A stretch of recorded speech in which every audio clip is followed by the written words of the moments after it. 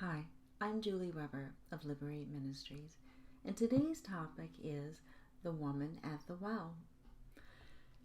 Well, cited from my Lady Liberty workbook on page 14.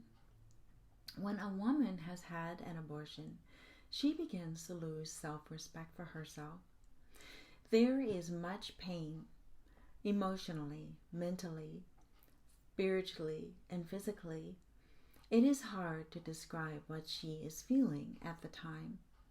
She may consciously or subconsciously look for things or ways to fill the painful void that is in her life now. Take a look at your life and see if you can identify with some of the ways listed.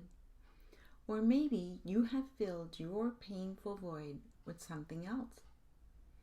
Well, I have my iPad here, and this is my list of substitutes for healing. Alcohol, food abuse, drugs, perfect mom, promiscuity, replacement baby, overachievement, co-dependency.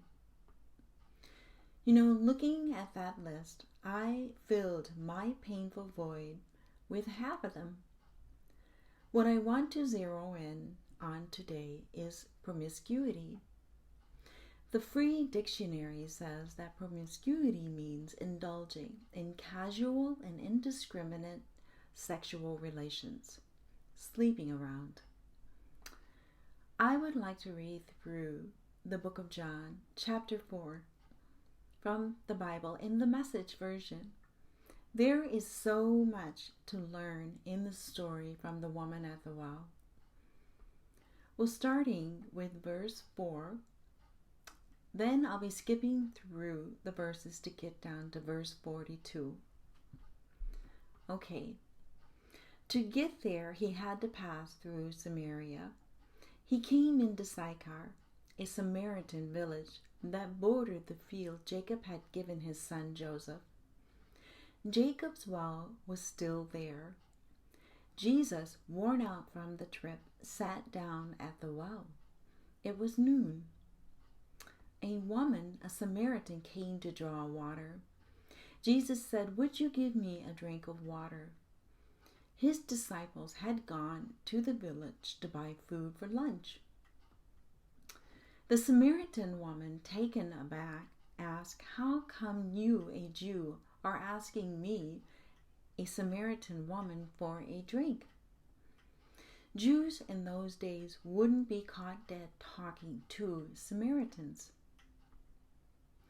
Jesus answered, "If you knew the generosity of God and who I am, you would be asking me for a drink, and I would give you fresh living water."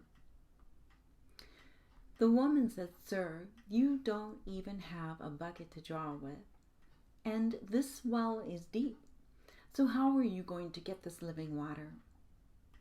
Are you a better man than our ancestor Jacob, who dug this well and drank from it, he and his sons and livestock, and passed it down to us?"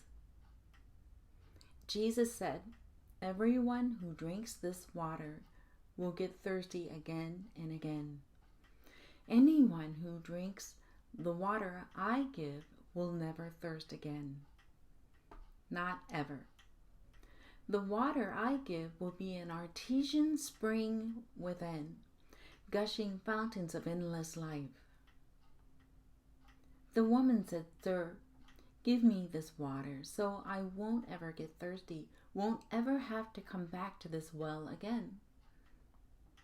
He said, "Go call your husband and then come back." "I have no husband," she said. "That's nicely put. I have no husband. You have had 5 husbands, and the man you're living with now is not even your husband. You spoke the truth there, sure enough." Just then his disciples came back. They were shocked. They couldn't believe he was talking with that kind of a woman. No one said what they were all thinking, but their faces showed it. The woman took the hint and left. In her confusion, she left her water pot. Back in the village, she told the people, "Come see a man who knew all about the things I did, who knows me inside and out. Do you think this could be the Messiah?" And they went out to see for themselves. Many of the Samaritans from that village committed themselves to him because of the woman's witness. He knew all about the things I did. He knows me inside and out.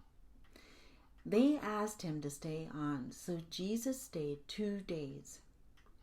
A lot more people entrusted their lives to him when they heard what he had to say. They said to the woman, "We're no longer taking this on your say-so. We've heard it for ourselves and know it for sure. He's the Savior of the world." Let's reflect on that story. The woman at the well had many men in her life, and the turning point was when she met Jesus. As she was truthful with him, she was able to reconcile her situation and be useful in her world by getting her whole city saved. My list of substitutes for healing are, at best, short-term fixes, and at their worst, may have left another set of problems in our lives that need attention. This list of substitutes for healing has no power to satisfy. It only numbs us for a while. There is healing in God's Word. The best way to start the healing process is to begin to replace any substitutes we are using for healing with scriptures from God's Word. Jesus clearly healed the woman at the well.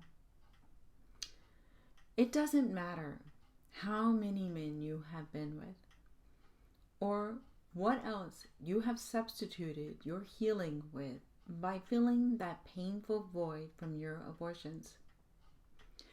If you have lost your self-respect, Jesus wants to help you get that back. Thanks for watching. Live life liberated.